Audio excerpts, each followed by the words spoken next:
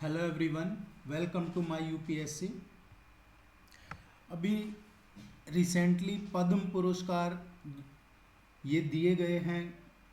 Total 119 लोगों को ये पुरस्कार दिए गए हैं।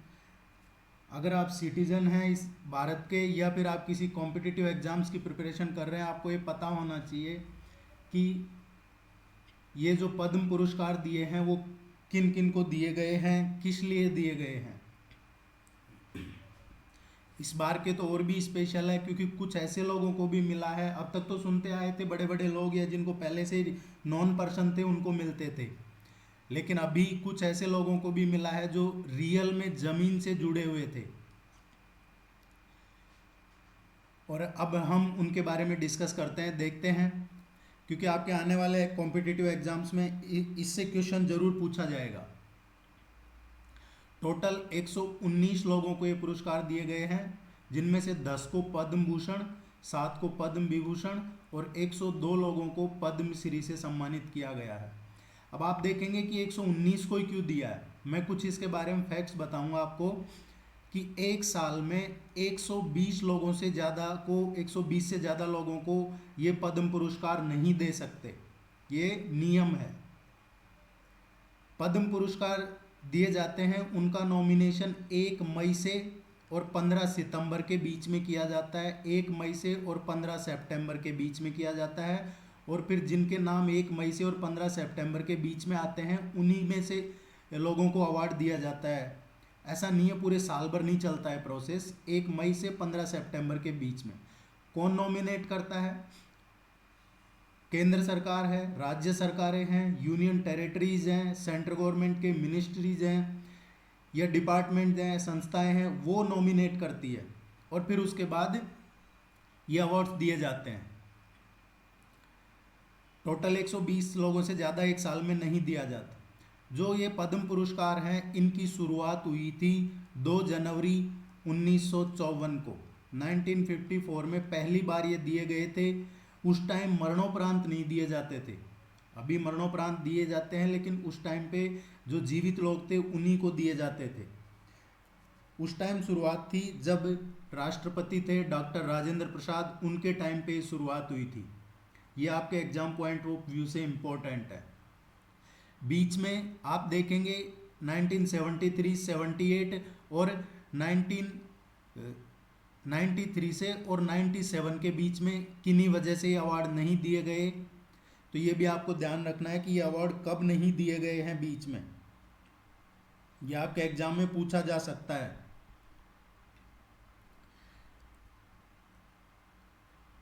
अब हम डिस्कस कर लेते हैं कि किन किन को ये अवार्ड मिले हैं।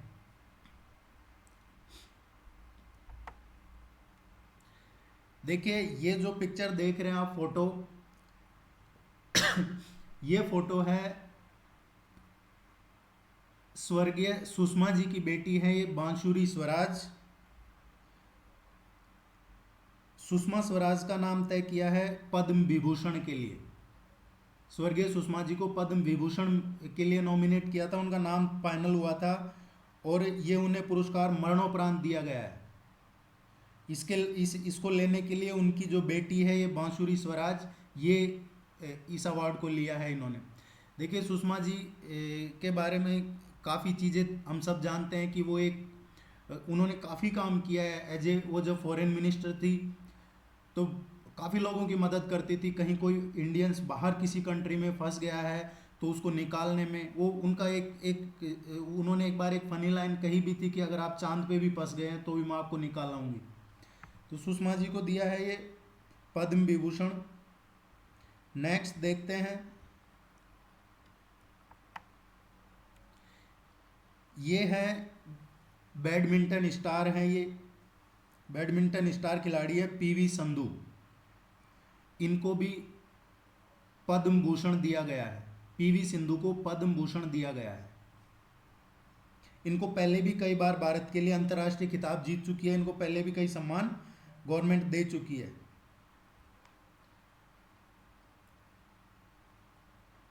नेक्स्ट देखते हैं, ये है एयर मार्शल पद्मजा बंदोपाध्याय, इनको चिकित्सा के क्षेत्र में मिला है। चिकित्सा क्षेत्र में सेवा के लिए एयर मार्शल पद्मजा बंदोपाध्याय को इनको पद्मश्री से सम्मानित किया गया है। ये आपको ध्यान रखना है, कहीं नोट कर लीजिए, या फिर इसकी पूरी लिस्ट मैं आपको एज ए PDF प्रोवाइड करवा दूंगा, आप एक बार देख लीजिए इनको। और अगर आप चैनल पे नए हैं तो अब तक सब्सक्राइब नहीं किया है तो आपसे रिक्वेस्ट है चैनल को सब्सक्राइब कर लीजिए, आपके लिए यूजफुल चीज़ें मिलती रहेंगी। इनको पद्मश्री मिला है। नेक्स्ट ये हैं लोकप्रिय हिंदुस्तानी शास्त्रीय गायक हैं, ये शास्त्रीय संगीत से जुड़े हुए रहे हैं काफ़ी टाइम से। ये हैं शास्त्रीय गायक पंडित छन्नूलाल मिश्रा। पंडित छन्नूलाल मिश्रा को पद्म विभूषण से सम्मानित किया गया है। इनको पद्म विभूषण से सम्मानित किया गया है छन्नूलाल मिश्रा जी को। नेक्स्ट देखते हैं, ये है अदनान सामी। पाकिस्तान की नागरिकता छोड़ के इन्होंने भारत की नागरिकता ली। ये लोकप्रिय गायक हैं अदनान सामी। अदनान सामी जी को मिला है ये पद्मश्री से सम्मानित किया गया है इनको।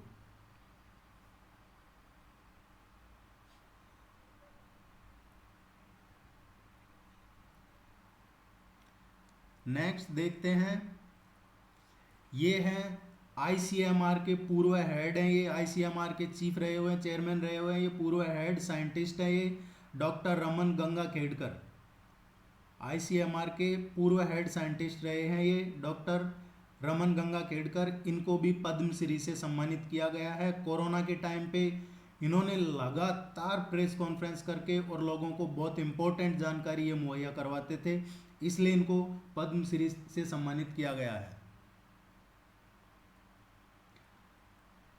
नेक्स्ट देखते हैं, नेक्स्ट है, ये है बॉलीवुड की अभिनेत्री हैं, बॉलीवुड एक्ट्रेस कंगना रनावत।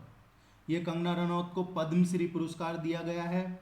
अभी थोड़े टाइम पहले भी इनको राष्ट्रीय पुरस्कार मिला था, इसमें एंटरटेनमेंट के फील्ड में शायद बेस्ट एक्ट्रेस का मिला था।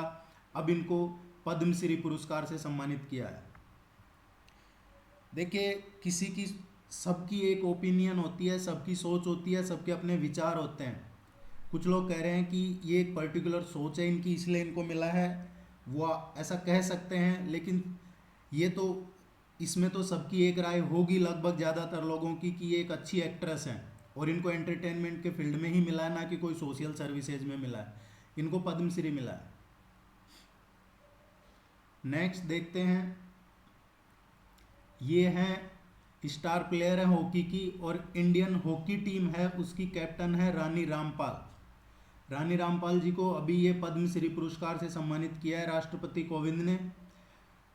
इस बार जो ओलंपिक में इंडियन हॉकी टीम का जो प्रदर्शन रहा था उसके बेस पे इनको ये पद्मश्री मिला है, जो कि बहुत अच्छा इनका परफॉर्मेंस रहा था इंडियन हॉकी महिला हॉकी टीम का।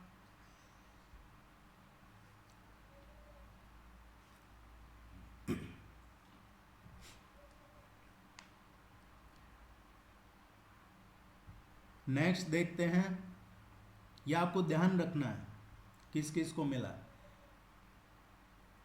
ये हैं अरुण जेटली जी, जो स्वर्गीय अरुण जी हैं। अरुण जेटली जी जो फाइनेंस मिनिस्टर भी रहे हैं और भी कई मिनिस्ट्रीज उनके पास थी।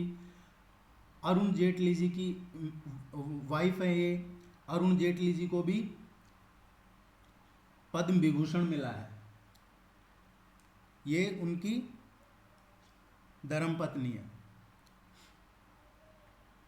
नेक्स्ट देखते हैं, देखिए ये तस्वीर देखिए, ये तस्वीर ही अपने आप में काफ़ी कुछ कह देती है। अगर इस तरीके की तस्वीरें देखने को मिलती है जो कि पहले नहीं मिलती थी।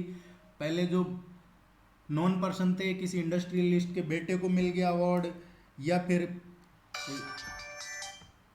किसी बड़े एक्टर को मिल गया, इस तरीके का ही चलता रहा है, या फिर किसी पॉलिटिकल पर्सन को। लेकिन इस बार जो भी कमेटी रही होगी, ये आपको देखना है कि जो कमेटी होती है वो प्रधानमंत्री फाइनल करते हैं कमेटी को। तो इस बार कमेटी ने जो लोगों का चयन किया है, वैसे तो पिछले कई टाइम से चल रहा था, लेकिन इस बार थोड़ा यूनिक है। ये जो नंगे पैर खड़ी है, ये कर्नाटक की है। 72 ईयर ओल्ड आदिवासी महिला है ये, तुलसी गौड़ा। तुलसी गौड़ा जी हैं ये, इनको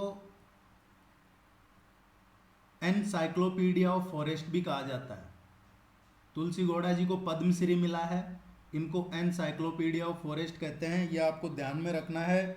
एनसाइक्लोपीडिया ऑफ फॉरेस्ट इनमें से किसको कहा जाता है, इस तरीके के क्वेश्चन आपके एग्जाम में एक्सपेक्टेड है। इनको पेड़ पौधे और जड़ी बूटियों के ज्ञान बहुत ज़्यादा है, वैसे इतना ज़्यादा भी नहीं होगा जितना ग्रेटा थनबर्ग को है या मियाँ खलीफा को है, वो लोग अलग लेवल के जानकार हैं, लेकिन ये ज़मीन से जुड़े हुए लोग हैं। ये जो तुलसी गौड़ा जी हैं 12 साल की उम्र से लगभग 30,000 से ज़्यादा पेड़ पौधे लगा चुकी है। हाउ डेयर यू कहने से काम नहीं चलता है, ज़मीन पे काम करना चाहिए। लेकिन सरप्राइज ये है कि उन लोगों के फॉलोअर्स हैं। इन्होंने कई फॉरेस्ट डिपार्टमेंट्स में अस्थायी तौर पे सेवाएं भी दी है, और अब ये नई पीढ़ी को अपने जो नॉलेज है शेयर कर रही है। एनवायरनमेंट के संरक्षण के लिए, पर्यावरण के संरक्षण में इनका जो योगदान है उसके लिए उन्हें पद्मश्री से सम्मानित किया है। ये आपको ध्यान रखना है, ये एक्सपेक्टेड है एग्जाम में क्वेश्चन। नेक्स्ट देखते हैं, ये है हरे काला हजब्बा। हरे काला हजब्बा जी को पद्मश्री मिला है, ये मैंगलोर के रहने वाले हैं। 68 ईयर ओल्ड, ये फल बेचने का काम था इनका, फल विक्रेता है, इनको पद्मश्री मिला है। इन्होंने शिक्षा के क्षेत्र में मिला है इनको पद्मश्री, शिक्षा के क्षेत्र में जो योगदान दिया है आपको भी इनके बारे में पढ़ना चाहिए। ये डेली संतरे बेच के 150-200 रुपये कमाते थे। इन्होंने एक प्राइमरी स्कूल खड़ा करवा दिया अपनी सेविंग से, कुछ कर्जा वगैरह लेके, और ये एक सिंपल लाइफ जीते हैं। इन्होंने अब जो स्कूल है 10वीं तक का, उसमें 175 बच्चे पढ़ते हैं। खुद एजुकेशन नहीं था, एजुकेटेड नहीं थे ज़्यादा, लेकिन अब इन्होंने बच्चों को पढ़ाने का एक काफ़ी अच्छा काम किया, जिसकी वजह से इनको पद्मश्री मिला है। ये है मोहम्मद शरीफ, ये मोहम्मद शरीफ हैं, इनको भी पद्मश्री मिला है। मोहम्मद शरीफ जी हैं, ये अयोध्या के रहने वाले हैं, 83 ईयर ओल्ड हैं, साइकिल मैकेनिक हैं। ये पुरस्कार उनको सोशल सर्विसेज, समाज कल्याण के लिए ये पुरस्कार मिला है मोहम्मद शरीफ जी को। 25,000 से ज़्यादा, लगभग 25,000 से ज़्यादा लावारिश लाशों का ये अंतिम संस्कार किया है इन्होंने। इनको शरीफ चाचा के नाम से मशहूर है ये, और लगभग 25,000 से ज़्यादा लाशों का इन्होंने अंतिम संस्कार किया, इसलिए इनको सोशल सर्विसेज में। इनके साथ एक वाकया हुआ था 1992 में कि इनके बेटे की हत्या करके उसके जो डेड बॉडी थी उसको रेलवे ट्रैक के साइड में कहीं फेंक दिया था, जिसे अंतिम संस्कार भी नसीब नहीं हुआ था। उसके बाद से इन्होंने ये जिम्मेदारी ली, और ये सिर्फ किसी भी धर्म का हो, कोई भी मजहब हो, सभी का ये अंतिम संस्कार उनके धार्मिक रिवाजों के मुताबिक करते हैं। अगर कोई मुस्लिम है तो उनके जो धार्मिक रिवाज है, कोई हिंदू है तो उनके, चाहे क्रिश्चियन है, सबके अपने जो धार्मिक रिवाज है उनके हिसाब से इन्होंने अब तक 25,000 से ज़्यादा अंतिम संस्कार किए हैं, इसलिए इनको ये पद्मश्री मिला है। ये हैं राहीबाई सोमा पोपेरे। राहीबाई सोमा पोपेरे हैं ये। राहीबाई सोमा पोपेरे, इनको बीज माता या सीड मदर भी कहा जाता है। इनको पद्मश्री मिला है। ये महाराष्ट्र के अहमदनगर की रहने वाली है, और जो महादेव कोली आदिवासी जनजाति के किसान हैं, ये उस जनजाति से हैं। इनको खेती की जो पारंपरिक विधियां हैं और जंगल के संसाधनों का बहुत ज़्यादा नॉलेज है। इन्होंने लगभग 2 दशक पहले देसी बीज तैयार किया था और दूसरों में उसको बांटना शुरू किया था। एक ब्लैकबेरी की एक नर्सरी तैयार कर दी है इन्होंने। सेल्फ हेल्प ग्रुप आपने सुना होगा, स्वयं सहायता समूह वगैरह, उनके सदस्यों को पौधे तोहफे में दिए इन्होंने। पूरे महाराष्ट्र में घूम घूम के जो देसी बीजों का संरक्षण करने का अभियान शुरू किया, इसलिए इनको बीज माता का नाम मिला था। इनके पास एक बीज बैंक भी है जिसमें लगभग 200 देसी बीज है। तो ये आपको ध्यान रखना है।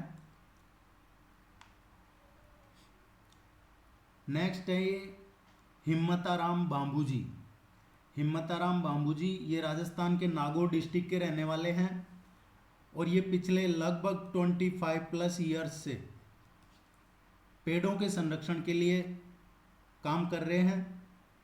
राजस्थान के कम पेड़ वाले जो डिस्ट्रिक्ट हैं जहाँ डेजर्ट एरिया है, नागौर, जोधपुर, जैसलमेर, बाड़मेर, ये डेजर्ट एरिया है राजस्थान का, मरुस्थल एरिया। इसमें अब तक ये लगभग 5.5 लाख पौधे लगा चुके हैं और एनवायरनमेंट को इनका जो समर्पण है, पर्यावरण को समर्पित, इसी अहम इनके कंट्रीब्यूशन के लिए इन्हें पद्मश्री मिला है। हिम्मताराम बांबू ये कुछ इम्पोर्टेंट थे जो ज़्यादा चर्चा में रहे, बाकी पूरी लिस्ट है।